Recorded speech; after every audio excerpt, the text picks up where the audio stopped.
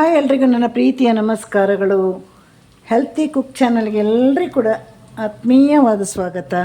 ಇವತ್ತು ನಾನು ಸೂಪರಾಗಿರುವ ಪಾಲಕ್ ಮತ್ತು ಹಾಲು ಸೇರಿಸಿ ಆಲೂಗಡ್ಡೆ ಬಟಾಟೆ ಅಥವಾ ಸೇರಿಸಿ ಒಂದು ಸೂಪರಾಗಿರುವ ಪಕೋಡ ಮಾಡ್ತಾಯಿದ್ದೇನೆ.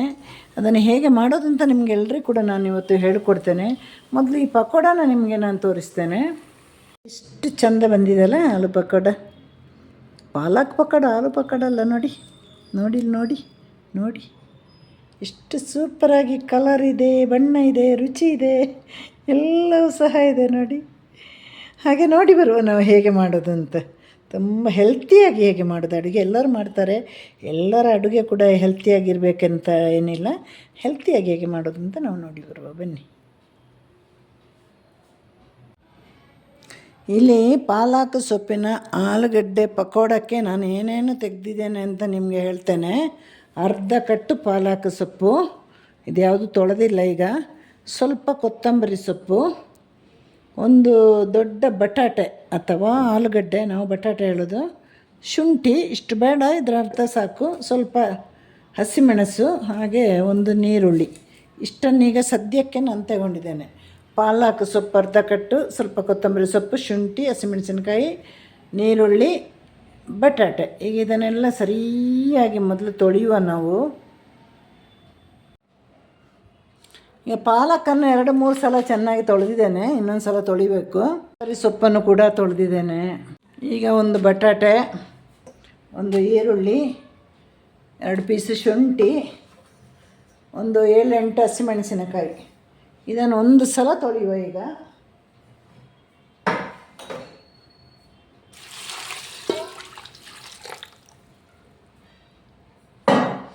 ಎಲ್ಲಿಂದ ಸೊಪ್ಪು ತಂದ್ರೂ ಚಂದವಾಗಿ ತೊಳಿಬೇಕು. ನಾನು ಮೊದಲೇ ಸೊಪ್ಪನ್ನೆಲ್ಲ ಸರಿಯಾಗಿ ತೊಳೆದಿಟ್ಟಿದ್ದೇನೆ. ಸೊಪ್ಪನ್ನೆಲ್ಲ ಹುಡುಕಿ ಅದರಲ್ಲಿ ಹುಲ್ಲು, ಆಮೇಲೆ ಬೇರೆ ಬೇರೆ ಎಲೆಗಳೆಲ್ಲ ಇದ್ರೆ ತೆಗೆದು ಆಮೇಲೆ ತೊಳೆದು ಮತ್ತೊಮ್ಮೆ ಈಗ ಒಂದು 5 ನಿಮಿಷ ನೀರೆಲ್ಲ ಹಾಕಿಟ್ಟು ಮತ್ತೆ ಅದನ್ನು ಹಿಂಡಿ ತೆಗಿಬೇಕು.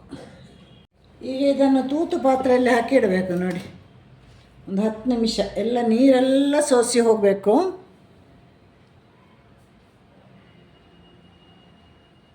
ನೋಡಿ, ಈಗ ಮೊದಲು ಪಾಲಕ್ ಸೊಪ್ಪನ್ನ ಚಿಕ್ಕದಾಗಿ ಕಟ್ ಮಾಡಿದ್ದೇನೆ.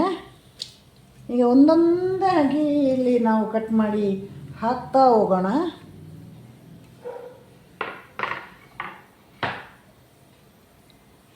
ಕೊತ್ತಂಬರಿ ಸೊಪ್ಪನ್ನು ಕೂಡ ಚಿಕ್ಕದಾಗಿ ಕಟ್ ಮಾಡಿ ಹಾಕಿದ್ದೇನೆ. ಈಗ ಹಸಿಮೆಣಸು ಹಾಕ್ತಾ ಇದ್ದೇನೆ ನೋಡಿ. ಹಾಗೆ ನಮ್ಮ ಬಟಾಟೆ ಬೇಯ್ತಾ ಇದೆ. ಒಂದು ಕುಕ್ಕರಲ್ಲಿ ಒಂದು 8 ವಿಸಿಲ್ ತೆಗೆದ್ರೆ ಬಟಾಟೆ ಕೂಡ ಅಲ್ಲಿ ರೆಡಿ ಆಗ್ತದೆ ನೋಡಿ. ಸೌಂಡ್ ಕೇಳಿಸ್ತಾ ಇದೆ ಅಲ್ಲ, ಬಟಾಟೆ ಬೇಯೋದು. ಹಾಗೆ ಬಟಾಟೆ ಬೇಯ್ತಾ ಇದೆ. ಅದು ಶುಂಠಿ ಕಟ್ ಮಾಡುವ.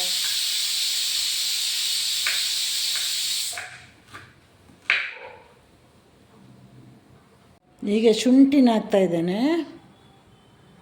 ಈರುಳ್ಳಿ ಹಾಕ್ತಾ ಇದ್ದೇನೆ. ಒಂದೇ ಒಂದು ನೀರುಳ್ಳಿ ಹಾಕಿದ್ದು.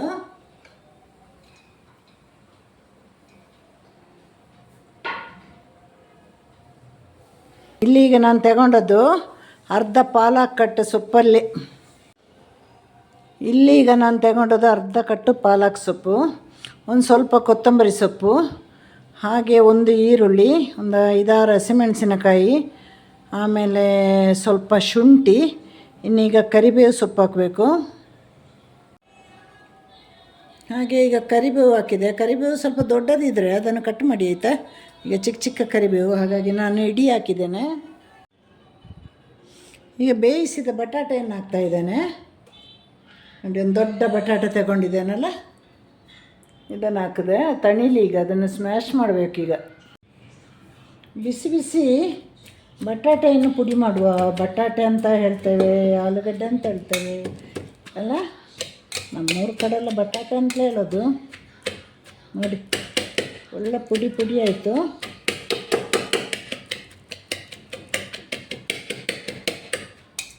ಮಿಕ್ಸ್ ಮಾಡು.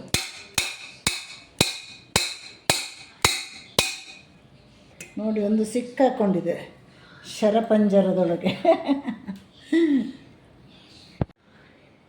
ಈಗ ಒಂದು ಸಣ್ಣ ಕಪ್ಪು ಕಡಲೆ ಹಿಟ್ಟು ಹಾಕುವ. ಜಾಸ್ತಿ ಹಾಕಬೇಡಿ.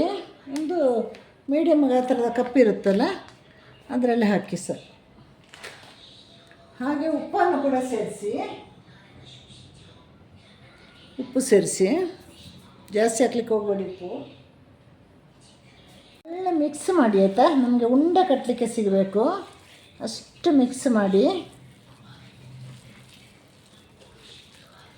ಉಪ್ಪು ಎಲ್ಲ ಹಾಕಿದ್ದೇವೆ ನೋಡಿ.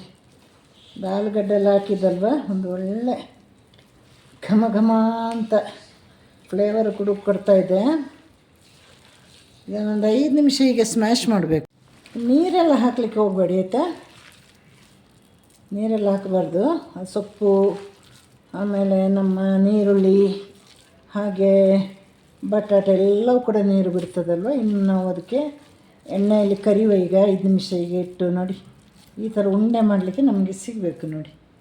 ಈ ಥರ ಉಂಡೆ ಮಾಡಲಿಕ್ಕೆ ಸಿಗಬೇಕು. ಆಗಲೇ ಒಳ್ಳೆ ಗರಿ ಗರಿಯಾದ ಪಾಲಕ್ ಪಕೋಡ ರೆಡಿಯಾಗೋದು. ಹಿಟ್ಟನ್ನು ಒಂದು ಸಣ್ಣ ಪಾತ್ರೆಗೆ ಹಾಕಿಡಿ. ಆಗ ನಮಗೆ ಈಗ ತೆಗೆದು ಹಾಕಲಿಕ್ಕೆ ಕೂಡ ಸುಲಭ ಆಗ್ತದಲ್ಲ. ಈಗ ರೆಡಿ ಮಾಡೋಣ ಪಾಲಕ್ ಪಕೋಡನ.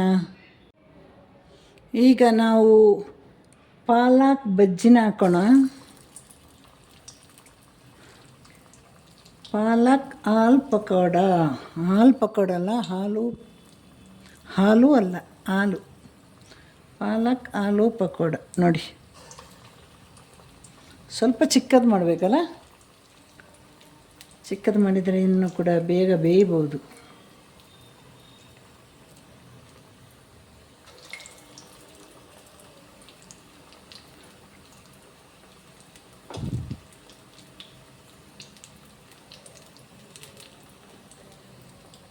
ಒಂದು ಭಾಗ ಸರಿಯಾಗಿ ಕರೀಲಿ ಈಗ. ಆಮೇಲೆ ಅದನ್ನು ಮಗುಚಿ ಹಾಕುವ ನಾವು. ಒಂದು ಸಲ ಎಣ್ಣೆಗೆ ಹಾಕುವಾಗ ಇಷ್ಟಿಷ್ಟೇ ಹಾಕಬೇಕು. ತುಂಬ ಹಾಕಿದರೆ ಎಲ್ಲವೂ ಪುಡಿ ಪುಡಿ ಆಗ್ತದೆ. ಹಾಗಾಗಿ ನೋಡಿಕೊಂಡು ಹಾಕಿ ಆಯಿತಾ. ಒಂದಿಷ್ಟು ಹಾಕಿದರೆ ಸಾಕು. ಈಗ ಅದು ಕರೀಲಿ ಚೆನ್ನಾಗಿ.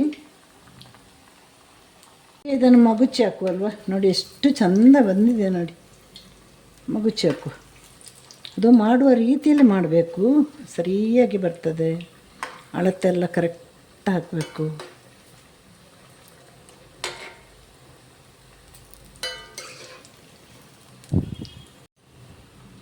ಈಗ ಇನ್ನೊಂದು ಕಡೆ ಕೂಡ ಒಳ್ಳೆ ಫ್ರೈ ಆಗಬೇಕು, ಬೇಯಬೇಕು. ಫ್ರೈ ಆಗೋದಕ್ಕಿಂತ ಜಾಸ್ತಿ ಒಳಭಾಗ ಎಲ್ಲ ಬೇಯಬೇಕು. ಹಾಗೆ ಒಂದು 5 ನಿಮಿಷ ಅಂದರೆ ಮೀಡಿಯಮ್ ಫ್ಲೇಮಲ್ಲಿ ಇಟ್ಟಿದ್ದೇನೆ ನಾನೀಗ. ಈಗ ನೋಡಿ ಇನ್ನೊಂದು ಭಾಗವು ಕೂಡ ಒಳ್ಳೆ ಕರೆದಿದೆ. ಈಗ ನಮ್ಮ ಪಾಲಕ್ ಪಕೋಡವನ್ನು ತೆಗೆಯುವ.